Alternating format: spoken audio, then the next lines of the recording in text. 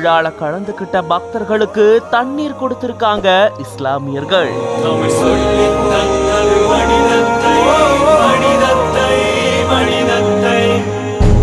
விழா கமிட்டியார்களுக்கு சால்வை அணிவித்து இஸ்லாமியர்கள் மரியாதை செலுத்தியிருக்காங்க.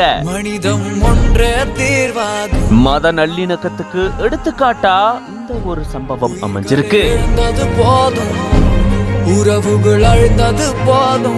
ராமநாதபுரம் மாவட்டம் பரமக்குடியில பிரசித்தி பெற்ற ஸ்ரீ முத்தாள பரமேஸ்வரி அம்மன் கோயில் இருக்கு. இந்த கோயில்ல ஒவ்வொரு ஆண்டும் பங்குனி திருவிழா 10 நாட்கள் வெகு விமர்சையா நடக்கும். அந்த வகையில இந்த ஆண்டு பங்குனி திருவிழா ஏப்ரல் 2ஆம் தேதி கொடியேற்றத்தோட தொடங்கி நடந்துட்டு வருது. இந்த நிலையில தான் திருவிழாவுடைய 4ஆம் நாள்ல ஊர்வலம் வைபவம் நடந்திருக்கு.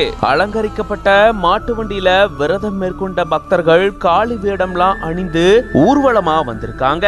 10க்கும் மேற்பட்ட ஆண் பக்தர்கள் பெண் வேடம் அணிந்து வண்ண உடைகள்ல நடனம் ஆடியபடி வந்திருந்திருக்காங்க.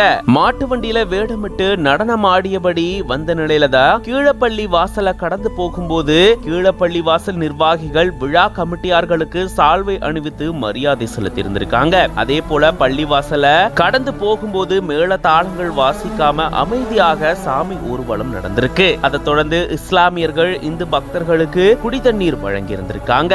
மத நல்லிணக்கத்துக்கு எடுத்துக்காட்டா இந்த சம்பவம் நிகழ்ந்திருக்கு. இது பத்தின உங்களோட கருத்துக்களை கமெண்ட்ஸ்ல சொல்லுங்க. மேலும் பல செய்திகளுக்கு பிஹைண்ட் பேஜை ஃபாலோ பண்ணிக்கோங்க.